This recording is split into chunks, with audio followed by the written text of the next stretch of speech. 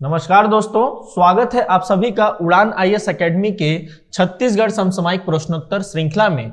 दोस्तों, आगे बढ़ने से पहले आप सभी के लिए जानकारी, 9 वर्षों की निरंतर सफलता को बनाए रखते हुए उड़ान आईएएस एकेडमी इस बार पुनः आप सभी लोगों के लिए लेकर आया है सीजीपीएससी हेतु ऑनलाइन टेस्ट सीरीज। इसमें कुल आपको प्राप्त होंगे 51 टेस्ट, जिसमें प्रश्नों की संख्या है 5100 और इन सभी प्रश्नों के जो आपको उत्तर है वो वीडियो एक्सप्लेनेशन के माध्यम से दिए जाएंगे। अधिक जानकारी के लिए आप हमारे दूरभाष नंबर पर संपर्क कर सकते हैं और ऑनलाइन रजिस्ट्रेशन कर सकते हैं। साथ ही एक महत्वपूर्ण अनाउंसमेंट भी है कि उड़ान का समसामयिकी विशेषांक आपके राज्य के नजदीकी प्रमुख बुक डिपो पे उपलब्ध हो चुकी है। आप इसे जल्द से जल्द परचेस करके इसका लाभ उठाइए। आप सभी को जानकारी है कि 10% से अधिक प्रश्न समसामयिकी घटनाओं पर आधारित होते हैं, जिसको ध्यान में रखकर इस समसामयिकी विशेषांक को बनाया गया है। बढ़ते हैं आज के हमारे पहले प्रश्न की ओर। हमारा पहला प्रश्न है, बालकोनी पर्वत राज्य के किस जिले में स्थित है?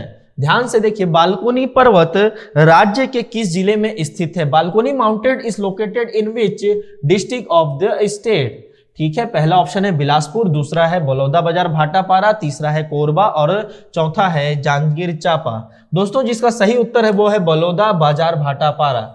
ठीक है, ये कहां पर स्थित है? तुरतुरिया के जस्ट पास स्थित है ये एक बालकोनी पर्वत, जहां पर से क्या है, रामायण कालीन स्थल भी आप इसे कह सकते हैं। ठीक है, तो याद रखिएगा बालकोनी पर्वत कहां पास स्थित है? हमारे ठीक तुरतुरिया के पास स्थित है। यहीं पास क्या था? हमारे वाल्मीकि जी का आश्रम था।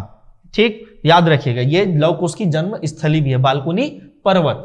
अगले क्वेश्चन की ओर बढ़ते हैं। अगला क्वेश्चन है, राज्य पिछड़ा वर्ग आयोग की स्थापना कब हुई है? ठीक है, छत्तीसगढ़ में राज्य पिछड़ा वर्ग आयोग है। ठीक, यह आयोग एक संवैधानिक आयोग है।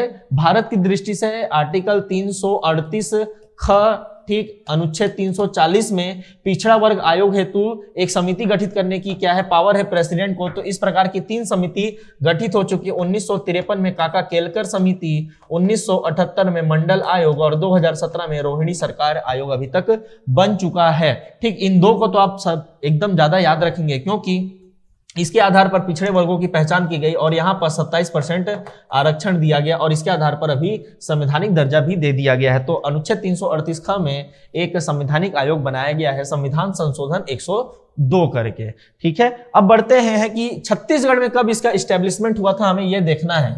ठीक, तो छत्तीसगढ़ में अधिनियम 2002 के तहत जनवरी 2007 में, कब? जनवरी 2007 में राज्य पिछड़ा वर्ग आयोग का गठन किया गया है। इंपॉर्टेंट डेट है, याद रखेगा, जनवरी 2007 राज्य पिछड़ा वर्ग आयोग। तीसरा क्वेश्चन है हमारा, राम वन पथ, राम वन पथ गमन नहीं है, यह राम वन पथ में स्थित सीता वाटिका किस स्थान में है? ठीक है, हमें सीता वाटिका के बारे में बताना है कि सीता वाटिका किस स्थान पर, हमें यह बताना है। ठीक, तो राजिम का नाम आपने सुना होगा। जी हाँ, इसका उत्तर क्या है? राजिम। तो दोस्तों, राजिम के पास लोमस ऋषि आश्रम था, जहां पर से क्या है, रामचंद्र जी ने, हमारे जो प्रभु श्री राम है, उन्होंने कुछ समय व्यतीत किया था और वहीं पर से स्थित है क्या? Sita Vatika. In which place is Sita Vatika situated in Ram Van Path? ठीक है, तो इसका सही उत्तर है राजिम। राजिम के पास ये एरिया पड़ता है। अगला क्वेश्चन है, रियल एस्टेट रेगुलेटरी अथॉरिटी, जिसे हम प्यार से रेरा भी कहते हैं। ठीक है, रेरा छत्तीसगढ़। दोस्तों, इनके जो अध्यक्ष है छत्तीसगढ़ में, उनका नाम हमें बताना है, कौन है? Who is the chairman of real estate regulatory authority, RERA? ठीक, इसका ऑफिस कहाँ मिलेगा आपको? इसका ऑफिस मिलेगा रायपुर में मिलेगा। कहाँ? कचहरी चौक में मिलेगा। ठीक है, तो रेरा के अध्यक्ष छत्तीसगढ़ में कौन है? यहाँ पास 4 ऑप्शन है और चारों के चारों हमारे क्या है? पूर्व सचिव है, मुख्य सचिव है। तो इनमें से एक मुख्य सचिव श्री विवेक ढांड जी हमारे रेरा के अभी वर्तमान में क्या है दोस्तों? अध्यक्ष हैं। ठीक है, बढ़ते हैं अगले प्रश्न की ओर। अगला प्रश्न है कि राज्य में तेंदुपत्ता सामाजिक सुरक्षा योजना किस प्रख्यात व्यक्ति के नाम पर संचालित है? दोस्तों, आपने सुना ही होगा कि तेंदुपत्ता संग्राहक लोग का जो मेहनताना है वो 2500 से बढ़ाकर 4000 कर दिया गया है और उनको जो सामाजिक सुरक्षा प्रदान की जा रही है उसमें एक नाम जोड़ दिया गया है, हमारे प्रख्यात व्यक्तित्व है छत्तीसगढ़ से रिलेटेड है वो। ठीक, in the name of which eminent personality is the tendupatta social security scheme operated in the state? बहुत सिंपल सा क्वेश्चन है, छूट जाता है लोगों से। हम ये तो जानते हैं कि तेंदुपत्ता सामाजिक सुरक्षा योजना चल रही है, लेकिन किस नाम से चल रही है? तो ये चल रही है शहीद महेंद्र कर्मा जी के नाम पर। शहीद महेंद्र कर्मा तेंदुपत्ता सामाजिक सुरक्षा योजना इसका पूरा नाम है। ठीक है दोस्तों, याद रखिएगा, सिंपल सा क्वेश्चन, इसके ऊपर एक लेख आया था। अगला क्वेश्चन है, महात्मा गांधी उद्यानिकी एवं वानिकी विश्वविद्यालय किस स्थान पर खोला जा रहा है? मैं बोल रहा हूं दोस्तों कि हमारे एग्जाम ओरिएंटेड अब सारे क्वेश्चन होंगे, ठीक, करंट का तो हर दिन क्वेश्चन आ ही रहा है, इसी कड़ी में मिल रहा है आपको, और उसके साथ साथ कुछ ऐसे क्वेश्चन जो कि हमारे एग्जाम पॉइंट ऑफ दृष्टि से बहुत ज्यादा इंपॉर्टेंट है, उनको हम डिस्कस कर रहे हैं। 50 दिन के आसपास हमारे एग्जाम को होने बचे हैं, 50 दिन में हम 500 क्वेश्चन करंट के डिस्कस कर लेंगे, जिसमें से आने के पूरे चांसेस होंगे। छत्तीसगढ़ समसामयिकी से हम नहीं चाहते कि आपका कोई एक भी क्वेश्चन छूटे, आप रेगुलर बने रहिए और आपको यहाँ पर रिजल्ट आपको मिलता हुआ दिखेगा। ठीक, where is the Mahatma Gandhi horticulture and forestry university being open?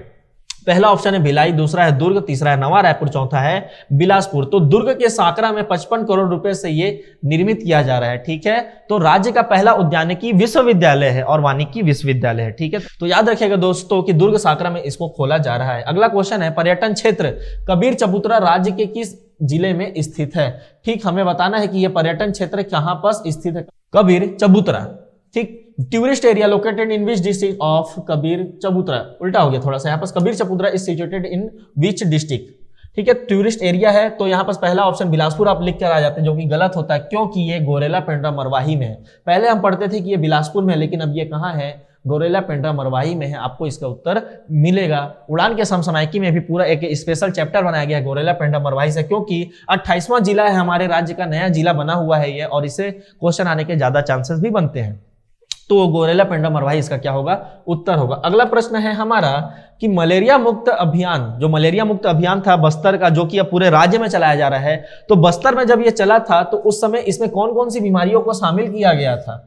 ठीक है, नाम था मलेरिया मुक्त अभियान, लेकिन ऐसा नहीं है कि इसमें एक ही यहाँ पास क्या है, हम बीमारियों को लेकर चलेंगे। Which disease in included in the malaria free Bastar campaign?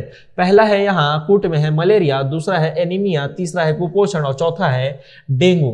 राज्य के डाटा के अनुसार यहाँ पास मलेरिया शामिल है, एनीमिया शामिल है और क्या है, माल न्यूट्रिशन मतलब कुपोषण शामिल है, डेंगू शामिल नहीं था। इसका मतलब हमारा ऑप्शन नंबर बी क्या होने वाला है? उत्तर होने वाला है 1, 2 और 3। तो याद रखिएगा, मलेरिया मुक्त बस्तर अभियान में केवल मलेरिया ही शामिल नहीं है, एनीमिया और माल न्यूट्रिशन भी वहां पास शामिल है। अगला क्वेश्चन है, बहुत ही अच्छा क्वेश्चन, इंपॉर्टेंट क्वेश्चन, कि राज्य की जो नवीन औद्योगिक नीति है 2019 से लेकर 24 तक में कितने फूड पार्क बनाने का लक्ष्य रखा गया है? इस जो औद्योगिक नीति को जो लागू किया गया था नवंबर 2019 से, उसमें हमने जो लक्ष्य रखा है क्या बनाने का? फूड पार्क बनाने का। तो वो कितना फूड पार्क बनाने का हमने लक्ष्य रखा है पूरे राज्य में? How many food parks have been targeted to be set up in state new industrial policy 2020-24? ठीक, तो इसका उत्तर है दोस्तों 200 यहां पर फूड पार्क बनाने की बात की गई है कि इस औद्योगिक नीति मतलब 5 साल के अंदर छत्तीसगढ़ में 200 फूड पार्क का क्या किया जाएगा? निर्माण किया जाएगा। ठीक, अगला क्वेश्चन 10वां क्वेश्चन, जो कि आपको पता है कि ये ब्रेन बूस्टर क्वेश्चन है। तहसील का यहाँ पर सीरीज चल रहा है कि तहसील के जितने भी हम क्वेश्चन हैं, जो 23 तहसील बने उसको हम कवर कर लेंगे। इसी कड़ी में हमने लगभग बस्तर संभाग में जितने भी तहसील थे उसे कवर कर लिया। ठीक, फिर हमने कोरबा भी कवर कर लिया। कल की हमने कड़ी में देखा था कि जांजगीर चांपा का मैंने क्वेश्चन पूछा था, ऑलमोस्ट लोगों ने इसका उत्तर गलत दिया है। जी हाँ, ठीक, यहां पास जो जांजगीर चांपा में तहसील की संख्या 13 नहीं है, वहां पास वो तहसील है 14। कुछ लोगों ने उसका उत्तर सही दिया है, वेरी गुड उनको। ठीक, यहां पास अगला क्वेश्चन है कि तहसील पुनर्गठन के पश्चात मुंगेली जिले में तहसील की संख्या है, हमें अब किसके बारे में बताना है? मुंगेली जिले में ऑप्शन है 3, 4, 5 और 6। What is the number of tehsil in Mungeli district after tehsil reorganisation? ठीक है, मतलब तहसील पुनर्गठन के पश्चात तहसीलों की संख्या बतानी है हमें, कहां? मुंगेली जिला में। दोस्तों मैं यहां आपको बताता हूं कि जांजगीर चांपा में कितने अभी वर्तमान में तहसील हैं और कितने विकास खंड हैं। ठीक है दोस्तों, यहां ध्यान से सुनिएगा कि जांजगीर चांपा में वर्तमान में अगर मैं बात करूं तो तहसील की संख्या है 14। ठीक है, कितनी तहसील है? 14 तहसील है। अगर मैं बात करूं विकास खंड की, तो विकास खंड की संख्या है 9। ठीक, तो अभी का डाटा याद रखिए कि तहसील कितने हैं? 14 हैं, और विकास खंड कितने हैं? 9 हैं। पहले कितने तहसील थे? तो पहले तहसील थे 11। ठीक, पहले कितने तहसील थे? 11 तहसील थे, और अभी कितने हैं? 14 तहसील हैं। तो अभी वर्तमान में 3 तहसील कौन से बने, हमें इसको ज्यादा ध्यान रखना है। तो अभी जो बना था वो है बमनीडीह, ठीक है, सारागांव और बाराद्वार।